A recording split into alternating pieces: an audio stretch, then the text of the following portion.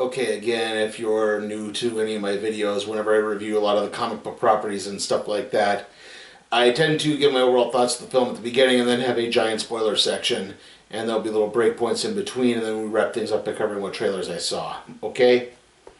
Okay, so again, this is the spoiler-free section, my overall thoughts.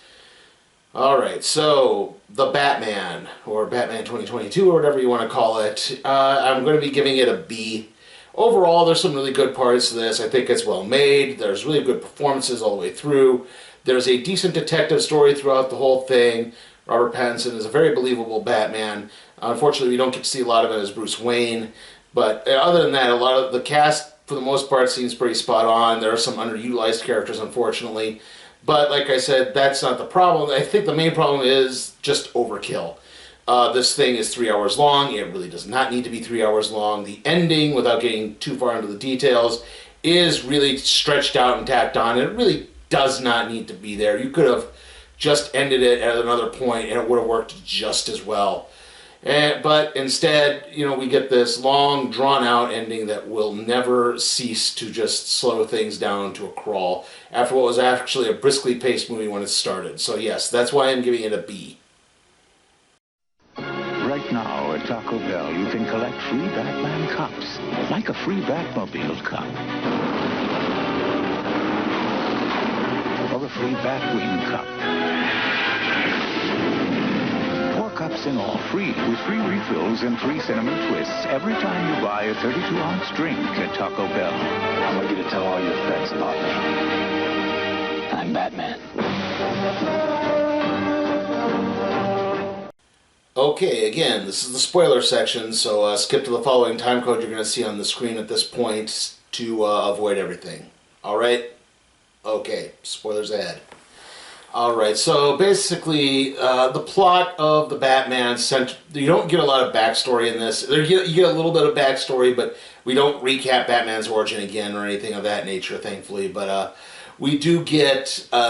it's a kind of a tie-in to the Joker movie a bit, unfortunately, where Thomas Wayne was a mayoral candidate who was killed shortly before the election, and we're coming up on, I believe it's the 20th anniversary of that, and there's another mayoral election going on. A populist candidate who wants to be tough on crime, and other ones who are trying to renew social programs. In fact, when the Waynes were killed, this renewal fund from the Wayne Foundation kicked in that was supposed to help people, but for some reason hasn't. We'll get to that reasons behind that soon. But when that and so this other mayor named Mitchell came up, and he's been mayor ever since, except now he has a new challenger named Bella Real.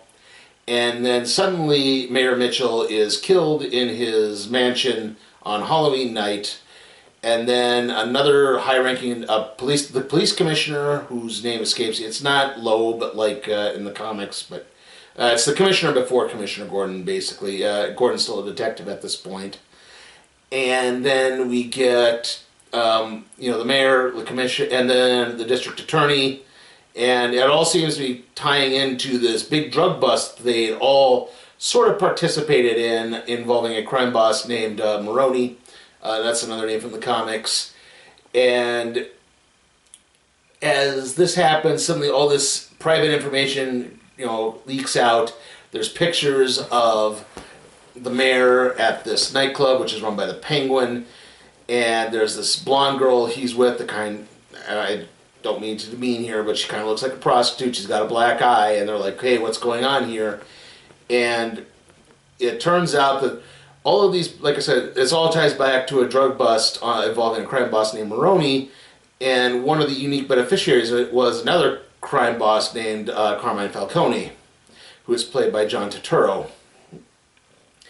And as these murders are happening, these little riddles are being left for Batman in particular, and they're pointing out the corruption in Gotham, and yes, obviously it's the Riddler who is behind this. I don't think that's a big spoiler at all, that the Riddler is perpetrating all of these.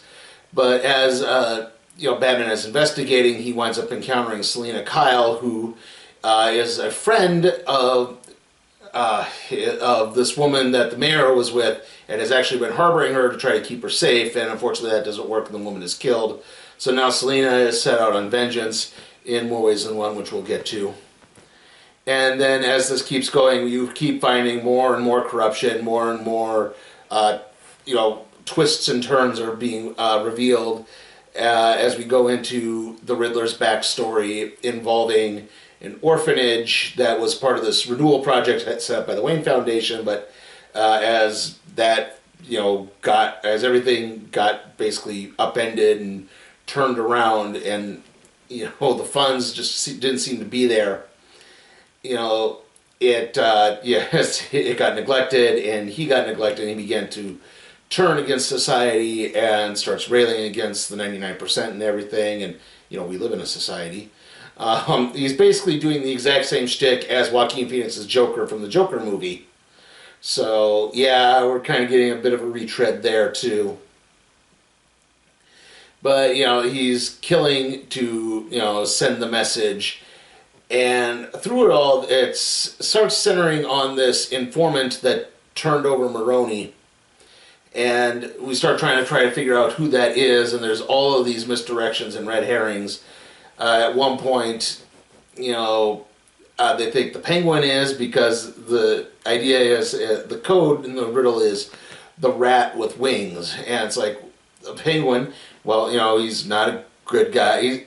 Penguin he's an underboss to Falcone, but he's trying to reassert himself and actually gain some power. So it's entirely possible, and I think he worked with Maroni before it, and it's like I said, it's entirely possible that he turned on them.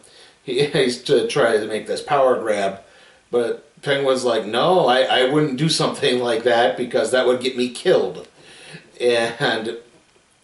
Then it turns out, well, maybe it was Falcone who did it, or maybe it was this person who did it. And then you also find out that as Selina has been targeting Falcone, really, and she gets really nervous around him when he pops up.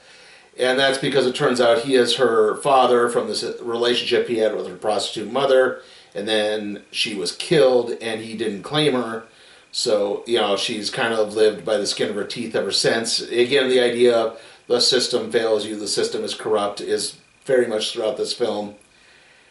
And okay, so eventually, big revelation is that there's this news that when Thomas Wayne was running for mayor, this news reporter basically ran this expose, was going to run this big expose on what had happened and how the Waynes and the other rich family in Gotham, the Arkhams, who are Martha Wayne's maiden name is Arkham, and yes, Arkham Asylum.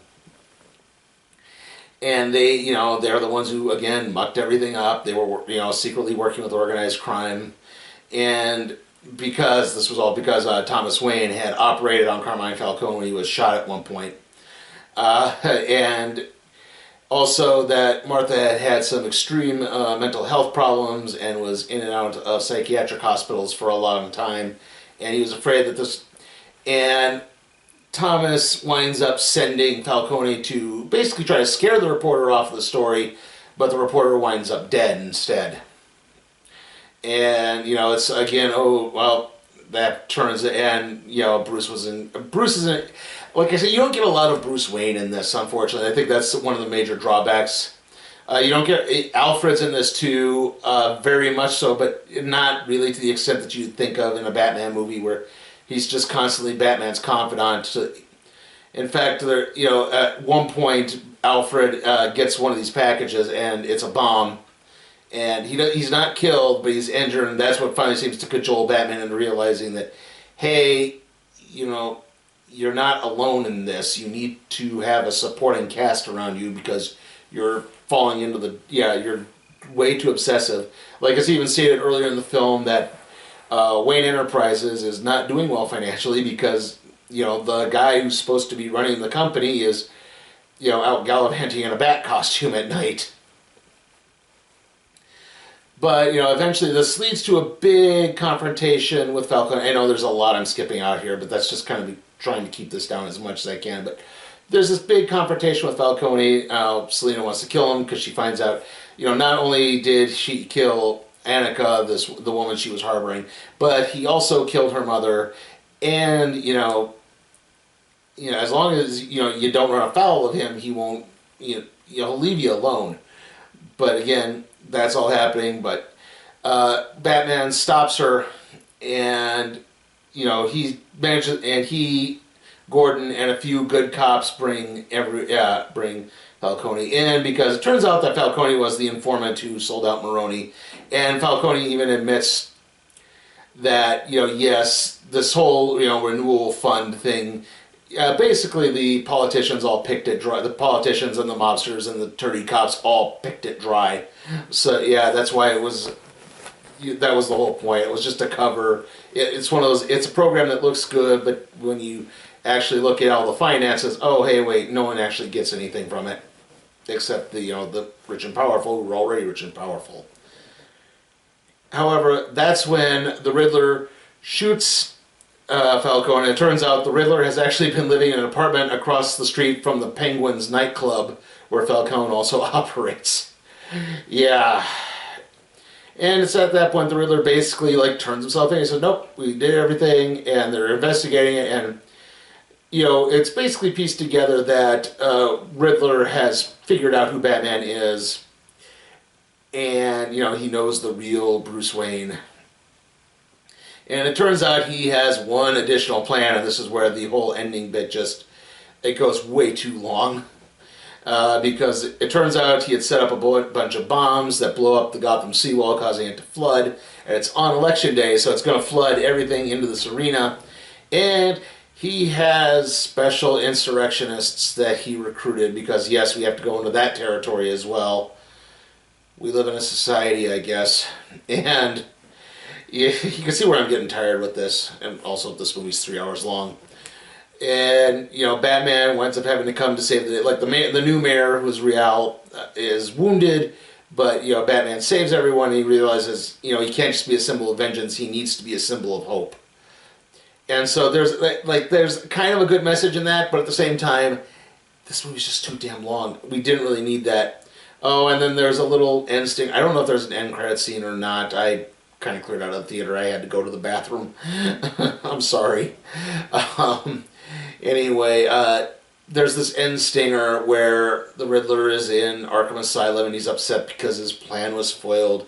But then the guy in the cell next to him starts trying to comfort him, and he starts cracking a bunch of jokes. And I can't be sure. It was not Joaquin Phoenix. I'm pretty sure it was probably Jared Leto's Joker. Yeah, because we need to connect to that, apparently. Like I said, the film overall is not bad.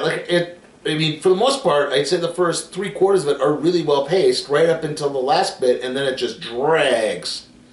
And it doesn't need to. We didn't really need that. I honestly wish it had just ended with the final confrontation of, Batman and Riddler, and we just kind of lead on this idea of, that criminals are going to escalate, and there's going to be a power grab, and, Gotham's going to get even worse before it ever gets any better. I think that would have been a better end point. Instead, we just get, this, like I said, dragged out scene. And that's just kind of where it really falls apart, in my opinion. It's just too dang long. And like I said, we get a lot of Batman in this. We get a lot of Detective Batman in this, which is nice, because, the detective aspect of Batman has never really been fully utilized in film at all. Except for maybe the Adam West Batman film from the 60s. And that's about it. So, yeah. And like I said, performances are good. The first 3/4 are very well paced. It's a very well told story until it just clunks at the end. And again, I wish characters of Alfred and even Commissioner Gordon, I don't think is properly utilized. Performances, fine, but utilization of the characters just aren't there. And that's why I'm giving it a B. So, yeah, spoiler section is over now. Hello. Gotham Corner Store? Yes, we seem to be down to our last Diet Coke. A gentleman is on his way to pick some up. Just look for a black car. No, this black car will be rather difficult to miss. And by the way, the gentleman is usually in quite a rush. Just for the taste of it, Diet Coke. Okay, trailer time. We've got a lot to go through, and there's a bunch of new trailers, so and then a couple of retreads as well. But still, new trailers is nice. First thing up is Everything Everywhere. This is a hard to describe movie. It involves a multiverse and an Asian woman who's the key to it all, because in some parallel universes she's apparently like the superhero strong, martial arts expert, but other ones she's just this kind of working class failure. But I don't know. Other than that, that's all I can really say to explain it. After that, we have The Northman. This is kind of a sword and, well, maybe not sword and sword. Well, actually, I guess it is a little sword and sorcery epic in the vein of Conan. It's not Conan quite, but it's definitely in that vein with a Norse warrior who is the heir to a throne that gets taken from him, and he has to go into slavery and fight his way back to take it over. It didn't look bad. It looked kind of interesting. After that, we had Ambulance. That's the Jake Gyllenhaal, I think Anthony Mackie movie about a bank robbery gone awry, and the bank robbers it's a Michael Bay film. The bank robbers commandeer an ambulance with an injured cop on it, so they have to try to keep him alive and drive around town to get to safety, but everyone's after them. Then we had The Lost City again. That's the Sandra Bullock, Channing Tatum, Brad Pitt movie about, it's kind of a Romancing the Stone, but more of a comedy. Then we had Sonic the Hedgehog 2. I do plan on seeing that one, I guess. I saw the first one, so probably should see that. Then we had Morbius again. It's Morbius. And then we concluded with Top Gun Maverick and Doctor Strange in the Multiverse of Madness. So, yeah, that's it for trailers. Okay, so the next video is going to be the Impact Wrestling Sacrifice recap and review. After that, the next movie review is going to be the Pixar movie Turning Red. That's streaming on Disney Plus, so that's probably going to be up more late Friday-ish than this one will be. This is probably going to be up on Friday morning. Yeah, probably Friday morning at this point.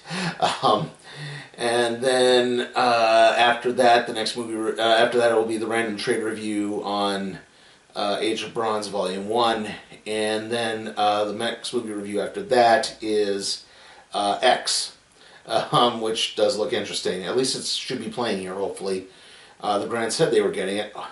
Anyway, see you all next time.